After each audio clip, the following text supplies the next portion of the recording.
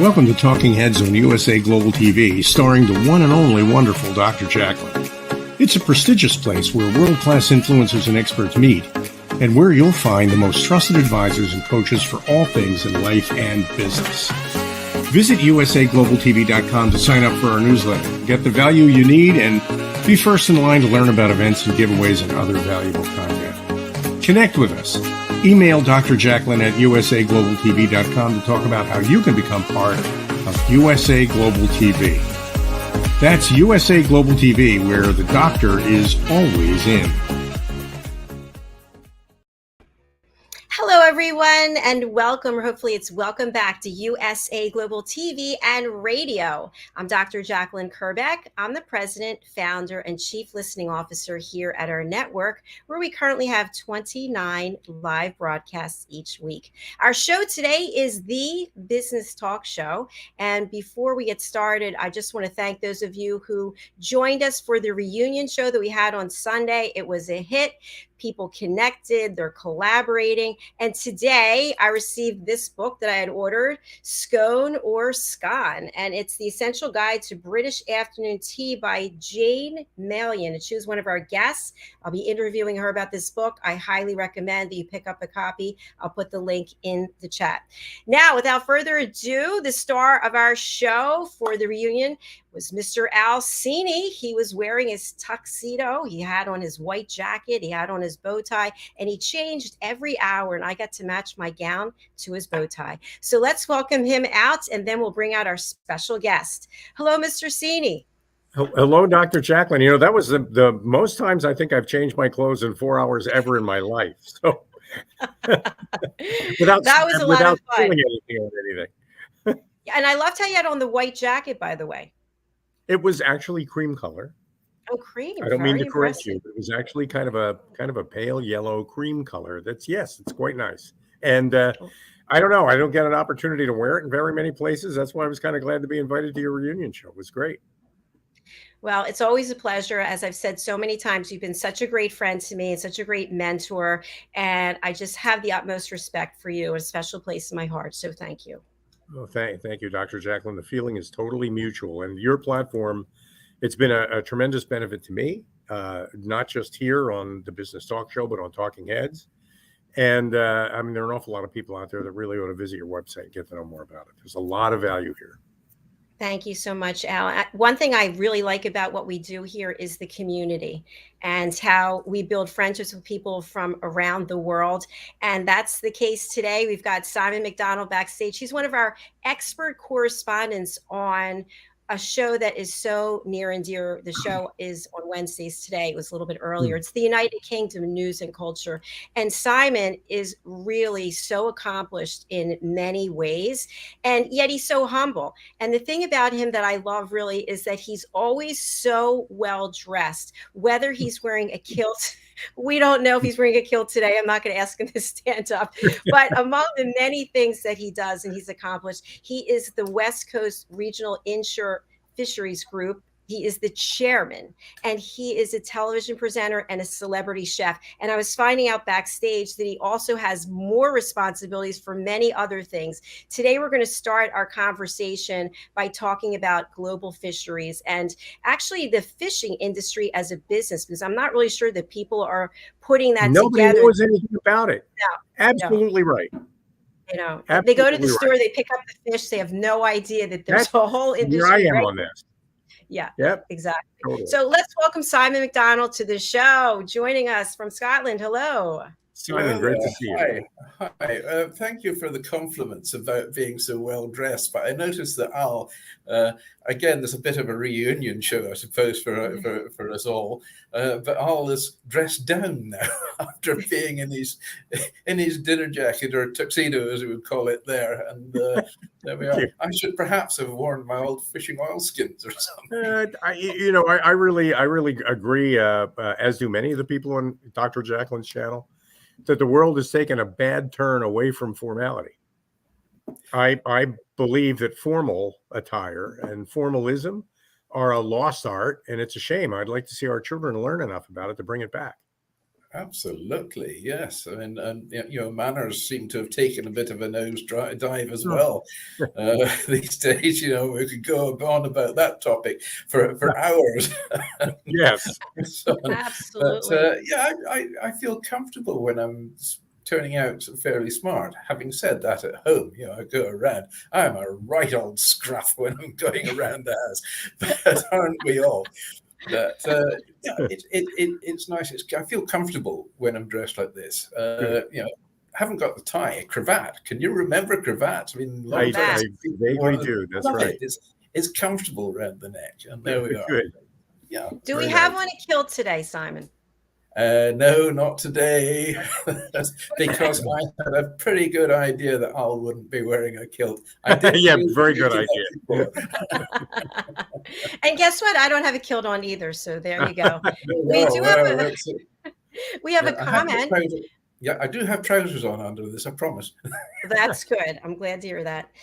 From Good. Tarek, good afternoon from the Caribbean Sea, Aruba. Glad to enjoy your show always. Thank you so much. And a Thank you, follow up, Tara. That's deep very nice. sea fishing in Aruba is excellent. Thank you. Thank you for being here and for commenting. We really appreciate you.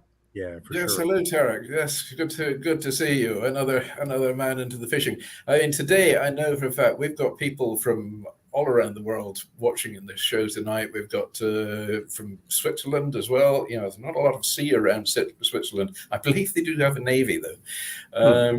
We've got them from the States. We've got them in South Africa. We've got them in the UK. I know these people all over the world, and they are watching in tonight to see what I can prattle on about our fishing industry. Good. Just before the program, we were talking about how little people really understand fishing. I mean, we know how to consume fish. We know where to go to get fish.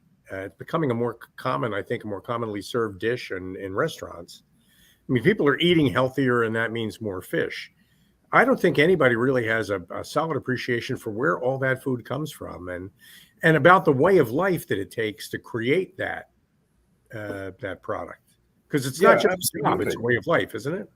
Yeah, I mean, so many people, you go up and ask them, okay, do you know where that fish comes from? And they sort of look at you blankly and say, yeah, in aisle 6, it's in a cardboard box in a deep freeze there, Yeah. and that's it. But they can't think back to what is actually the most dangerous job in the world. The fishing industry is, you've got to be pretty tough out there. I've been at I was going to say at the coalface, but you can hardly say that in fishing. It is a remarkably dirty job, though. But I've been fishing for a number of years before I got involved in this, and I got involved in processing as well, and then cooking and so on, particularly with fish. But it's a very, very demanding, very tough job. And I have never, ever been one in particular, because of the experience I've got behind me and the knowledge I have behind me. I've never complained about the price of fish, because knowing what these guys go through on a daily basis, often knowing, are we going to get home tonight or not? They're having to face horrific weathers. And then you get the good day when it's nice and calm and life becomes an absolute breeze. But the job goes on, and it is a tough job.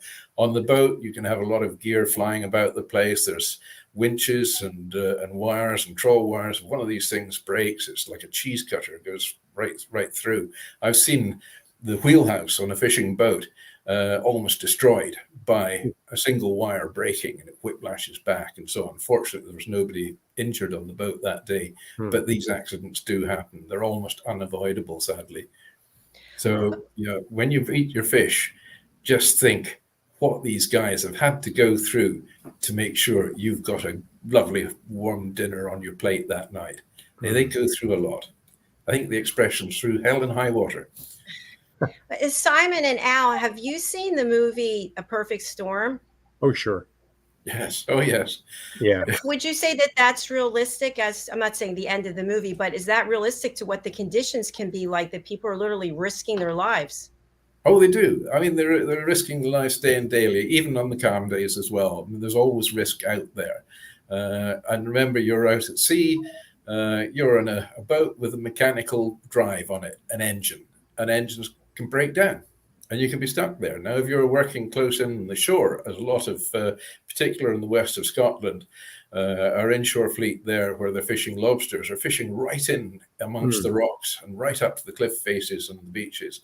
So if you have a sudden breakdown there, or you get your propeller fouled with a rope, then you've got a big problem on your hands. Then a huge problem on the hands, and it's it's a life-changing problem. So things can go wrong. I mean, even on pleasure boats, things can go wrong. They're just dangerous places, especially when you have to work them. It's not like you're just sitting out there on the deck. You're doing things, and the whole ship is in motion all the time. Every part of it is in motion. Yes.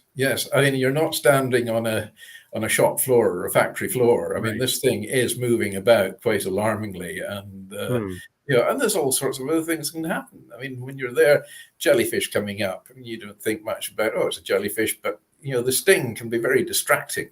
And you can't afford to be distracted when you're doing that job. You've got to focus and focus hard all the time and take all the conditions that that goes with it. You can't just say, it's getting a bit breezy, it's getting cold, I better go back ashore, because your time ashore is time not earning. Basically, you're earning money when your fishing gear is over the side of your boat. That's when you're earning your money. So you've got to stick at it all the time. What must it be like to fish the North Sea in January? Just as bad as it is to fish the Atlantic in January. Actually, I'd say worse. The North Sea is relatively shallow. So, you get a lot of sort of short, sharp, and very steep waves there, and there's strong currents, and the weather can blow up there very, very quickly. So, and it's damn cold in the North Sea as well, through experience, not just in fishing, but in sailing as well. I'm a fanatical yachtsman, and I've raced yachts in the North Sea and only been too glad to get back ashore at the end of the day again. So, I'm a West Coast man through and through. Simon, I would love for you to share with us, what is the process from when the fishermen are out there, they catch the fish, and then we go to the store? What happens in between this and this? Oh, between there and there.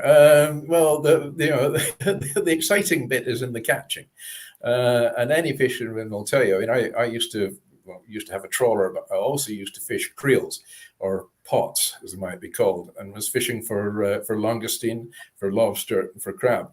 And it was each one coming up over the side of the boat. It was like Christmas. You didn't know what was going to be in it, and each creel coming onto the boat, it was almost like a present. And you open it up, and there's some lovely flapping lobsters or flapping langoustine coming out. You rebait the pot, and you stack it, and the next one comes up, and you empty that, and so on down the line. You maybe have 50 pots in a string. And then you've got to shoot them over the side again. That's the dangerous part, because it's so easy to get your foot caught in a bite in the rope. Your boat's moving forward, your foot gets caught in the rope, you're over the side there as well, and you're down. And by the time if your crew stops the boat and brings it back, the chances are you've had it. That's it. You're not coming back with it. So it's a dangerous job in itself as well. So the boat catches, they bring them ashore, they go to market, and there's several different routes to that. It could either go through a fish auction sale, or it goes direct to processors on consignment. Some boats might even supply directly into the hotel or directly to a fresh fish counter. But when it goes to the auction, then the different buyers are there, just like a furniture auction or an antiques auction or whatever, and they buy your fish by the box. And they take it back to their factory, and then they process it. Sometimes it needs to be filleted out, and other times it's just simply packaged, or it's blast frozen, or it's simply being chilled. So once it's been packaged, then it's off to the shops, to the supermarkets, etc. And this process is really, really slick. It's very, very quick. And in particular, if you're dealing with the likes of lobster or langoustine or scallops, where they're going to the market and they're going to the shops live.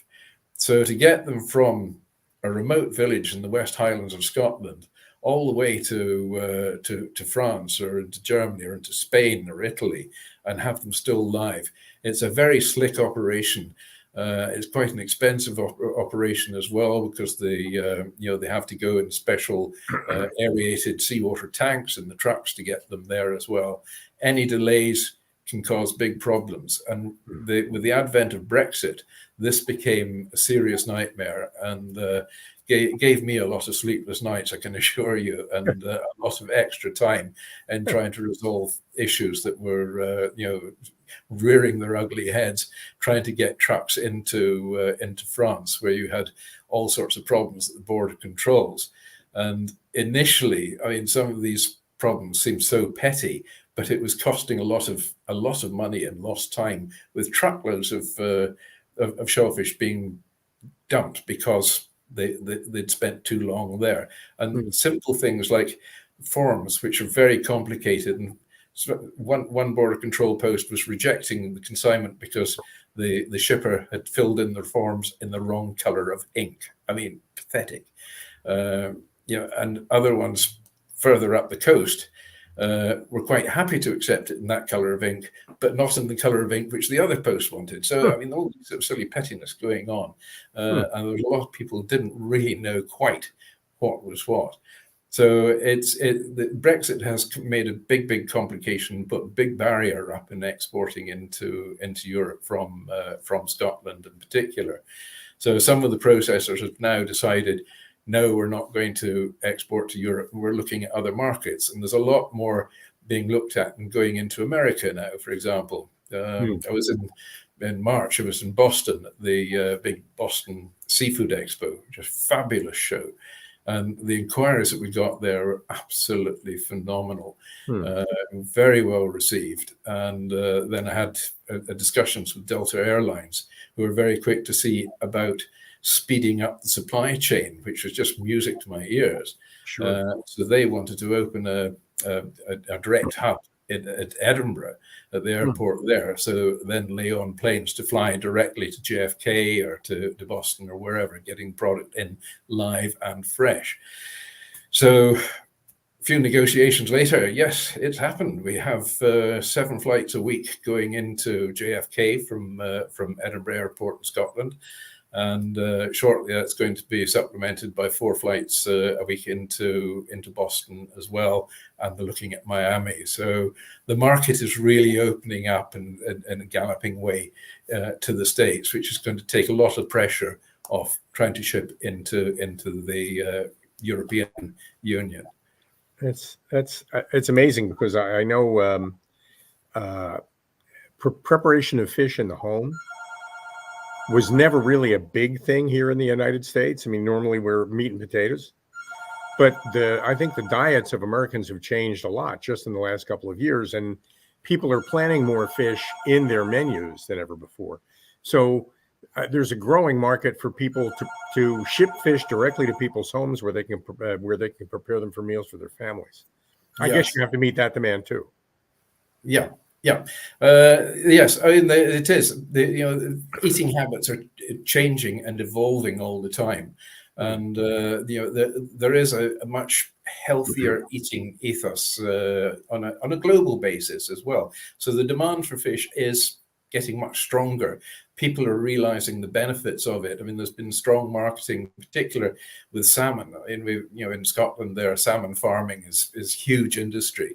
In fact, it's the UK's biggest food export is the farmed salmon, and it's a huge earner now. And the likes of salmon is full of omega-3 and omega-6 oils. It's so good for you. It's been getting a lot of bad press at the beginning because of some of the feedstuffs and so on, but the salmon farms now have become very conscious about quality. It's a very, very competitive industry on a global basis. So you've got to have the best, and there's one thing we do pretty well in Scotland: quality. It's such an important aspect now. But with our other fish as well, and as I say, with our shellfish, langoustines and scallops and so on, I mean, they've got a worldwide reputation for being of a good quality. We market it well. I mean, look at what we've got as marketing tools, these beautiful sea lochs and the islands and the hills bowing down to the sea, and all the romanticism and the the history and what have you behind it, and the heritage. I keep saying we've got heritage is locked into every bite of fish from Scotland. So yeah, we've got a good product to market. That's great. You mentioned Brexit, and I remember before Brexit, back in the good old days when the UK was part of the European Union, fishermen were reported to be complaining about European Union rules about where they were allowed to fish. And I thought that was a good reason for Brexit. They would be in support of that. But the truth is more complicated than that, isn't it? Yeah, I mean, it's the markets. Europe was our biggest market. Now, if you're running a business, any kind of business, you don't suddenly turn around and say, well, I'm going to ditch my biggest customer, where you're supplying sort of 70 or 80% of your product to that customer. Do you turn around and say, no, sorry, I'm not going to supply you today. We're going to find somewhere else. We're not quite sure yet where, but we're going to find somewhere else. It just doesn't make business sense at all. And Brexit actually upset a lot of the European companies as well, because a lot of our product is going over and being processed in Europe. So, they were having problems as well getting the product there. Before, I mean, for example, one big articulated truck going into Europe might have had about, say, 100 consignments on board. When we were in the EU, then there was one sheet of paper would go with that truck, which was basically a delivery note, and that was it, and they'd go in. Now, each consignment needs about 6 separate sheets of paper and very complicated forms to accompany each consignment. So if you've got 100 consignments, I mean, you've got quite a volume of paperwork there to go through. And then the border controls, the checks, the lorries have got to be checked that all the paperwork matches up to the consignments they've got. The health of the fish is fine. You get the veterinary inspectors coming aboard and checking, each consignment. It's a very complex business. And the more complicated it is, the more risk of mistakes and errors happening. Thank you, Simon. I want to ask you a question, but we have a comment first. Let's take a look at this from our friend Tarek. Hello. I hope we distinguish between the natural and organic versus the bred, fed, and the consequences. Yes, I mean, Tarek, take salmon. Scotland's always been famous for salmon, even before the fish farming came along. The salmon in the rivers was amazing, but they are particularly endangered species now. With on the rivers, the anglers working there and catching the salmon are all working on a catch and release basis. So you catch your salmon, you treat it very kindly, very gently, remove the hook, and you pop it back into the water again so it can swim happily for another day. Farming is like agriculture as well as aquaculture. You get good farms and you get farms that are not so good. It's just a fact of life. But with the fish husbandry now and the salmon farming industry being so competitive, that they've got to have a product that is better than the next one. So there's this huge quest for quality, and the technology now that's gone into salmon farming and fish husbandry, and they're very conscious now as well with the feeds. Salmon, I suppose not a lot of people know that when salmon it's got a natural pink color to the flesh. Well, that pink color comes from their diet, and in the wild, the salmon feed as they're coming to the shore, they're eating shrimps and prawns and little soft-shelled crabs, and it's the feed that's giving that pink color to the flesh.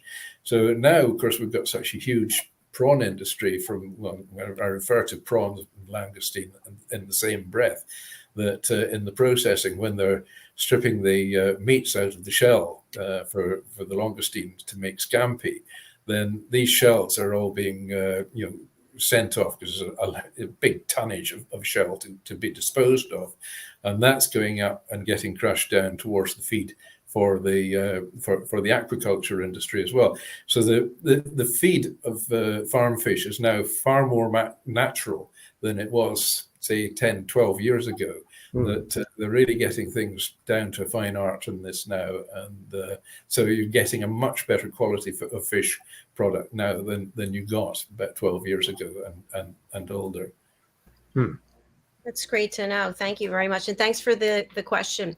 Simon, what do you do in your role as chair of West Coast Regional Inshore Fisheries Group, as well as some of the other groups you're involved with?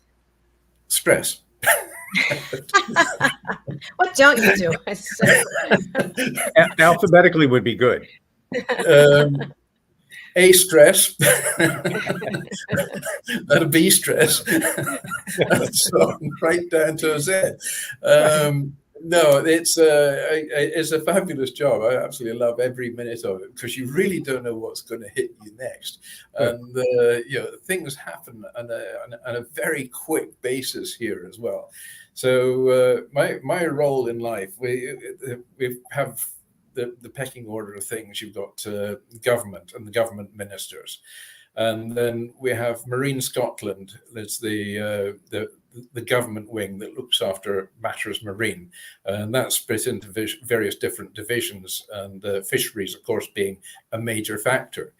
So with the regional inshore fisheries groups, of which I've got the West Coast, and my area, actually, to put it into context, covers from Cape Wrath in the north and goes down to the English border in the Solway Firth.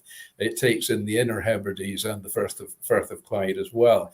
So all in all, the coastline that I'm responsible for there accounts for nearly 60% of the coastline of the British Isles. So it's a huge area that I've got to look for.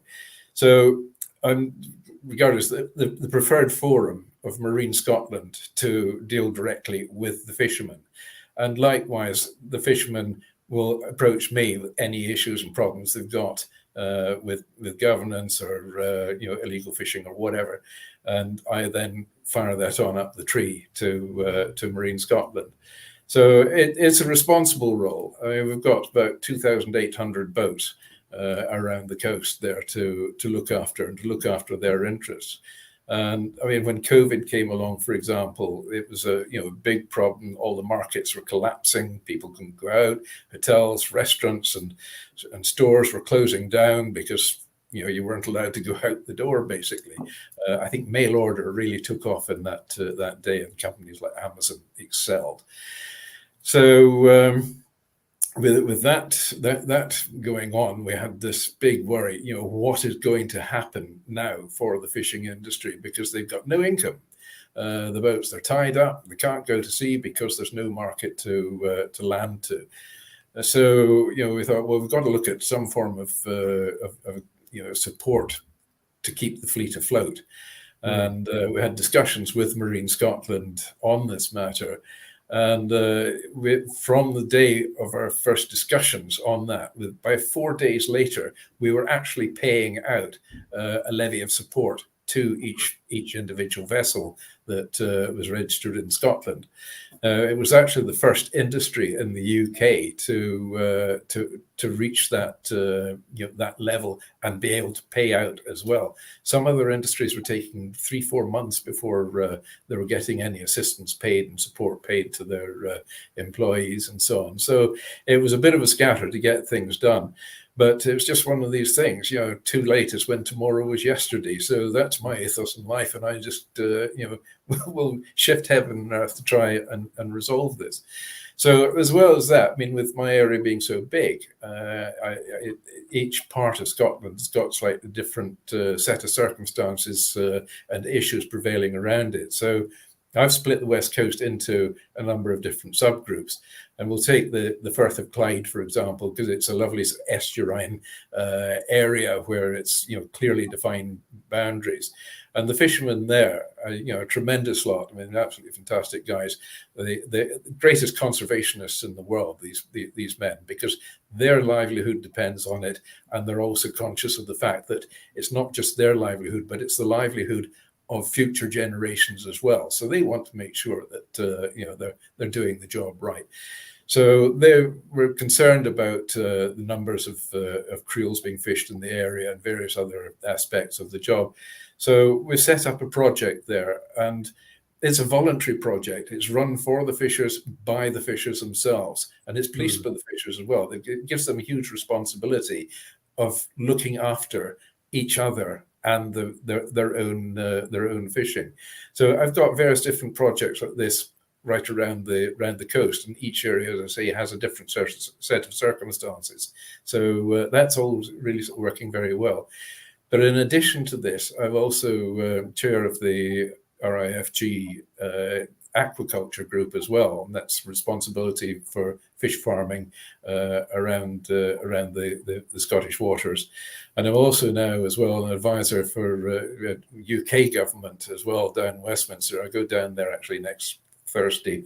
Got a meeting down there with them. So it's I've got all sorts of different things I do. I like variety. And even the Wednesday afternoon, here I am on USA Global TV with Dr. Jacalyn, and I love it. Talking about what you do for a living, and thank you for doing that. That is so. It's like great escapism, I mean, I can leave all my worries behind because I've got a fresh set of worries as soon as Dr. Jacalyn switches on, and there we go. Perfect. And this is the timing we got, and so on. What are we going to talk about today? Well, I don't know. I will ask later, and it's kind of a trivial question, but for all that litany of things that you do with the Fisheries Group, is there any drinking involved in any of that? Now that might be your thought. Come on, remember I live in the country where we make lots of whiskey. I'd say so. So you got to be able to sneak that in. But and I also eat the product. I mean, I eat fish every single day. This evening there, I had fresh scallops and also lemon sole. Absolutely delicious. I love it. I love working with fish. I love eating fish. I love cooking the fish, and I love passing these skills on to other people as well. I mean, age is creeping up a bit, but to my mind, age it's a number that denotes the amount of experience you've got, and so I like to pass this sort of stuff on now, so I can rattle the years off and give them to somebody else. That is really well put. Simon, I wanted to ask you. I'm sorry, Doc. Go ahead. We have so many questions. I wanted to ask you, what came first? Was it the fisheries? Was it the celebrity chef? Was it the television presenter? What was the order? We're now going back into the Middle Ages. Yeah. Okay. Television was hardly invented. No, I was involved with fisheries first. Yes, I was having to think about that one. I was involved in the fisheries first, and I became so passionate about fish, and because fishing for really high value things like langoustine and lobster, then a lot of people just weren't quite sure what's the best way to deal with these. And I've always liked cooking anyway. So I started working on that. And then I set up a processing business, and I started smoking fish. And they're devilishly hard things to light, believe me, because they're wet. But I was smoking salmon and I actually started smoking all sorts of things. We smoked cheese. I smoked alligators. People said, I mean, this guy's crazy. Maybe he smoke anything but cigarettes. And I was bringing fresh alligator meat in from Louisiana, and I was smoking it in the West Highlands of Scotland and shipping about 60% back out to Louisiana again, and fighting every time with the FDA because they couldn't understand when I explained country of origin of the product was America. And he said, no, sir, we're in America. We're in Scotland. The products come from Scotland. It must be Scottish. I said, well, it was smoked here. And they really couldn't get their head around all this at all. I had big fights with them. It all works out at the end of the day. But I did smoke all sorts of things. I did a lot of salmon. And we supplied into, I had 5 royal households on my list, including our own. And we also supplied into the White House. I supplied 3 US presidents and had the privilege of cooking for a couple of them as well, on various shows. So we supplied a lot of places in Harrods in London and DeLuca in New York and can't remember the name of the place now, the beautiful store in Zurich as well. Yulmoli, I think it is. My pronunciation's probably wrong there. And Fauchon Hédiard in Paris. So we, from a tiny little village in a very remote part of the West Highlands, and when I say remote, it would cost me 10 liters of petrol just to go and buy 5 liters of petrol. So we were out in the sticks a bit, but we shipped from Beverly Hills in the west to Tokyo in the east. And I just marketed on quality, and that's the main ingredient which I put to all the products I did: quality and passion. And because I smoked unusual products, then that led to doing more cookery shows and cookery demos, and then suddenly I was getting lots of television work. We did a series out in Portugal, 6 programs. Last year, we did a series of 6 programs for USA Global TV on the United Kitchens. That was great fun. It's so I'm passionate about cooking. I'm passionate about food, and I love doing it, and I love to pass these things on to other people. So it's jack of all trades, master of none, I suppose. Is that me? Simon, what's striking me about our conversation today is that you're describing yourself as as kind of a link in a chain of professionals who are committed to the fishing industry. You keep talking about how you want to pass down some of those values and some of that advice and some of that knowledge, so that new generations will do what older generations have done, only maybe a little better, because that's kind of the point of it. I guess my question is a big question. Do you feel as though you're winning the conservation battle? That's actually a very difficult question, because conservation has got a lot of different facets to it. But I think you'll find that the greatest conservationists of all are the fishermen themselves. They're very conscious of this, and to protect the environment around themselves, because their livelihood depends on it, and it's their future, the future of the industry as well. And the fishing industry. It is something that is passed down the family and passed up the family, whichever way you look at it. So you speak to a fisherman, say in the port of Malik, and you'll find that his grandfather, his great grandfather, and so on were all fishermen as well, and his kids will go into the fishing as well, and it'll keep running for more and more generations. It's all these people know. It's all they want to know, and they're really good at the job as well. And they have all the knowledge passed along the line to them from their forebears as well. I know my job is to just keep everything in order, and keep everything, the cogs of the machinery, running smoothly, and and pass on legislation, and then and try and surmount problems and everyday issues that they face. I can't change the weather. Try, but that's one thing I can't do.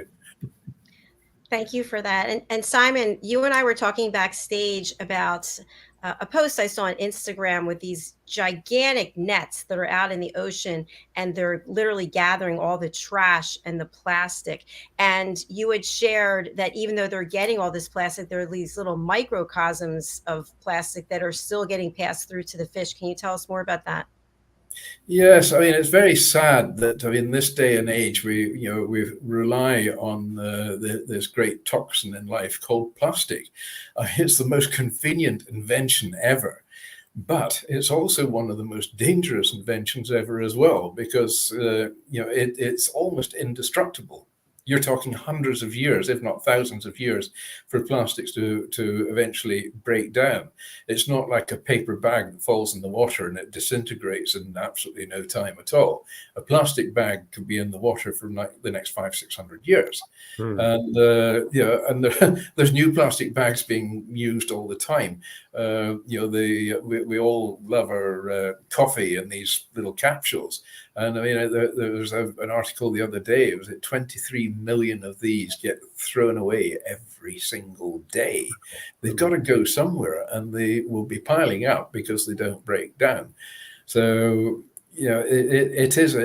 plastic is a huge problem, and there's rafts of them out in the Pacific Ocean there, which, I mean, these rafts are about the size of a small country. So this is a big problem. I know our own fishers here now have got very conscious of it as well, and any plastic they trawl up, and believe me, I mean, you do tow up the most unusual things. I mean, I remember a regular thing, towing up discarded Wellington boots and discarded oilskins, old fishing gear. I even got a full unopened jar of marmalade one day as well, so harking back to Paddington Bear. So you just never know what's coming up in your net, in addition to your targeted catch.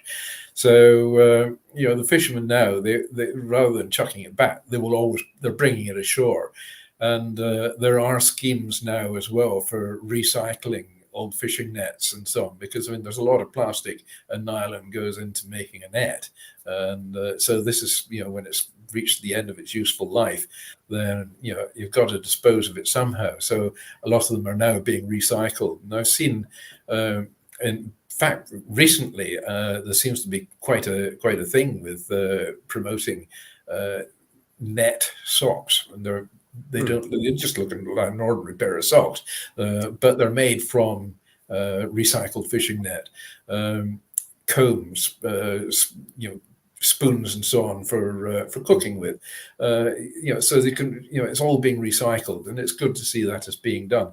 And it's lovely to see that, the fishermen are being very conscious about anything like that as well. If they catch any discarded gear, or any plastic for that matter, they will bring it ashore and make sure it's disposed of safely, because at the end of the day, this plastic, if it does break down or it gets abraded down, then there's these microplastics which will get into the food chain.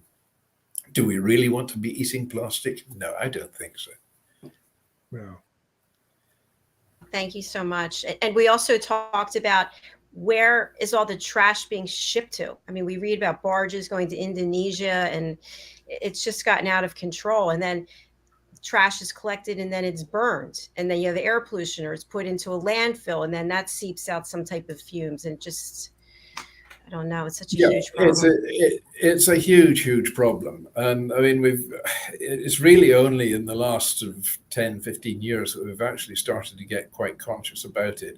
And I'd say even as recently as the last 5 years, we're now taking it extremely seriously, and trying to find ways to dispose of this without making an absolute disaster by setting fire to it, or, as you say, putting into landfill, which, I mean, it doesn't solve the problem. So it's recycling. There is an awful lot can be done with recycling, and at the end of the day, there is so much of the stuff out there that you've got an inexhaustible supply of it to work with, to recycle and make useful products that have got a long and useful life, and they're not going to be discarded the next day. These single-use plastic bottles, I mean, you think of the tonnage of those on a daily basis being chucked away. It's colossal. It's frightening. Absolutely. We just started a show here today, right before this show. It's called The Earth Show. And it's Roland Friedel is doing that with his co-host Marcine. Anyway, they're focusing on what we can all do, what we can do today as individuals, as humans, to respect Mother Earth. So, Simon, before we close out, Al, I just want to ask you, I know that you've cooked for, I believe it's 5 U.S. presidents, and you cooked for the Queen. Can you tell us a little bit about that? Yes, well, 3 U.S. presidents it was. We got Barack Obama, cooked for him at the U.S. Embassy in London. He was over here, and I was doing a charity night down there, and had dinner and prepped it all for him. And I now, on my chef's whites, I proudly bear the U.S. presidential seal, which he bestowed on me for that. I've cooked for our own royal family as well, for most of them. Her Majesty the Queen, had my smoked salmon. Duke of Edinburgh used to love smoked mussels, which I did, and I remember one of my, treasured customers. He was at that time. He's this would be what, 20 years ago, and he was the minister at Crathy Kirk, where the royal family would go for their regular services, and when they were at Balmoral. And the Duke of Edinburgh used to go and play chess with the minister of an evening, and they would sit there with a dram of whiskey and a packet of my smoked mussels, and that was it. And I always knew when I got a phone call from the minister, he said, "Oh, Simon, you better send me up a couple of packs of smoked mussels." And I knew who was going to be in residence then. And I had a number of others. The late King Hussein of Jordan was a wonderful person. My business then was up near Fort William in the Scottish West Highlands. And he loved that part of the world because he would come in Inverlochy Castle, which is a really magnificent hotel, and he would stay there. And he called it his Highland home. And he loved it because he could walk about the Fort William and the area and not worry about security and all the rest. And he could really be himself. So I remember getting a phone call one day from the manager of the hotel. It was a lovely chap, an Irishman. And they said, so Simon, I've got a special customer here who would like to come out and see you. He's had your smoked cheese and your smoked salmon. He rather wants to see how it's made. So I thought, fine, okay, and didn't give it a thought. And then the hotel's car arrived up at my smokehouse about an hour later, and they got, and this little man, a very small man, came into my shop, but his personality just filled the room immediately, and this was King Hussein. So I was sort of semi-surprised because I knew he was in the area, but I wasn't quite sure when they said they was going to bring him out. So there we are. So he I took him round and I showed him the whole place and explained the process, and he went away with a couple of packets of stuff, absolutely delighted. And then he came out himself on another occasion, and this became quite a regular thing. And we used to actually sit outside a bit of a garden at the front of the smokehouse, and we'd sit there overlooking the sea loch and the islands, and over the cup of coffee and chatting away.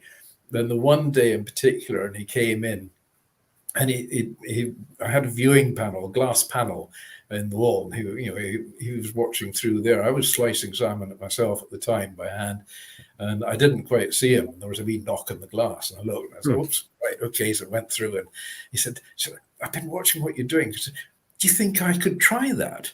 So I said, "Yeah, sure. For all means, come through." So I kitted him up with a set of whites and the gloves and all the rest. So I started to teach him how to slice salmon, and he was actually very good at it. But while I was doing that, I saw through the panel where some other people came into the smokehouse, just into the shop to buy stuff, family that were up on holiday. So I said to the king, "Excuse me, I'll see to these people first." So I went through, and this couple, they were looking, he says, "His face is awfully familiar." I said, "Well, yeah." He said, Is that King of Jordan?" And I said, "Yes." Wow. Said, what's he doing? I said, "Well, the country's in a bit of a bad state just now, and he had to get a part-time job." Well, this family sort of left there thinking, "What the heck?" So I went through. I related this one to King Hussein, and he roared with laughter. Apparently, this tale was then told over and over again at numerous other events and so on. It was told that night at Inverlochy Castle, certainly, and had an invitation to join him for dinner the following night at the castle. So he was a really, really lovely man. So he was like anybody else. I mean, he could sneeze, he could cough. We all could do that. So we're all the same. And that was him. What a great story! I love it. It's a great story. I know we're running out of time, but I do have one last question on the conservancy end of things. We've talked a lot about what we have to do to preserve the ocean for the fish and to conserve and not overfish so that we maintain the population. Are kids growing up, though, to become fishermen? Where's the next generation of fishermen going to come from? This is actually quite a problem in the industry because, in particular in the West Highlands, these lovely remote areas, the kids, they go to school there and they grow up there, and then they go to university and they get a taste of the bright lights, and a lot of them just don't come back. So recruiting into the industry is actually becoming quite a problem. And a lot of the boats being bigger now and more efficient, they've had to hire crew from overseas. And there's been a lot of crew from Poland and from Latvia and Ghana and other such countries as well. But of late, there's been problems that government have been revoking their work visas and their transit visas as well. This is causing a big problem in the fishing industry now. So recruitment is becoming quite an issue. So we're looking at methods now to try and encourage new young blood into the industry, and there are initiatives where there'll be financial assistance to help them buying their first boat, and there's different training schemes to get them on the go as well. We're going to be looking at talking through schools and so on, and particular in the coastal communities, to try and introduce it in a way to the curriculum, so to get continuity to the industry, because it's not just an industry, it's a proud heritage that we have there as well, and there's tradition to it. So it's got to continue. We have to eat. It's an important source of food. Yeah, that's a good point. Thank you, Simon. Thank you, Simon. You have been a wealth of information. Yes, I always learn something new from you. Never mind. But no, I've enjoyed it. It's been great fun tonight, and this has been very different to to a normal show in the afternoon. So I've thoroughly enjoyed it, and it's actually sort of given me thoughts back and reflection as well on some of the things which I almost take for granted, and I have taken for granted that I've done before as well. But they are actually very relevant to what I do today. So I'm learning from it as well. That's wonderful. We still want to have you back here for the United Kitchens or for some other cooking show. We have to have you back here, Simon. Well, I must consider that. Yes. All right, good. Thank you. So we have your banner up and your information, but for people who are listening on the radio or they're later going to be listening on a podcast platform, what's the best way to reach out to you and who should contact you? Anyone can contact me except for the tax man. Sorry, anyone can contact me. I don't mind. So you can email me at macdonaldsimon@ymail.com. That's macdonaldsimon @ymail.com. You could find me on Facebook, Simon Macdonald, and remember it's MAC with a small d. I'm on Twitter as well, very seldom, but it's there. Or Instagram, it's Captain Simon 35. I think it's the handle for Instagram. So send a carrier pigeon. A few years ago, I'd have smoked it and sent you back the results. But and I'm on the west of Scotland. Beautiful place. Come visit the beautiful sometimes sunny west of Scotland, and have the experience, because it is an experience here.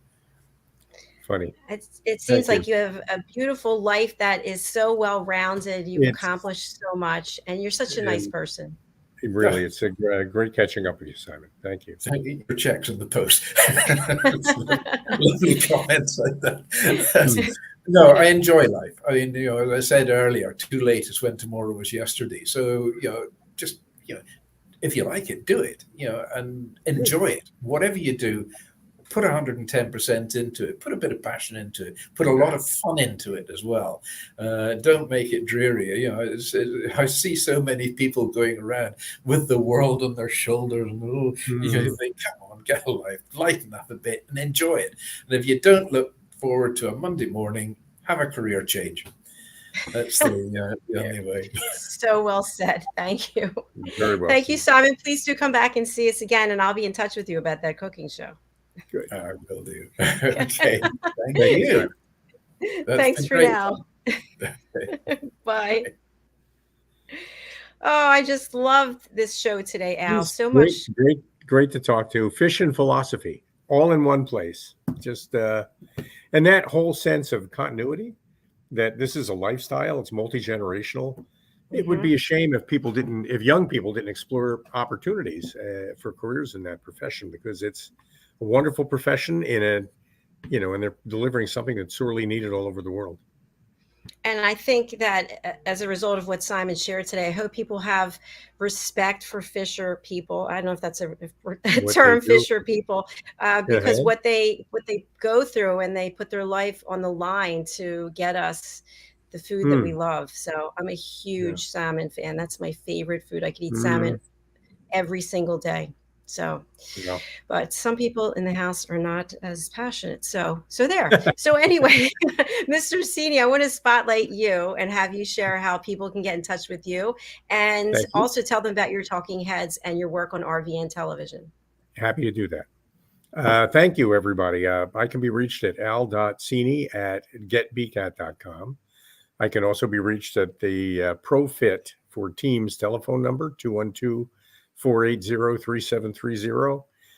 We do team building. We do it on an accelerated basis. We have a team building program that aligns your people with their purpose, and it fits within a half-day meeting. So it's designed to fit that spot that you might have in a corporate retreat or in an offsite meeting that you're planning.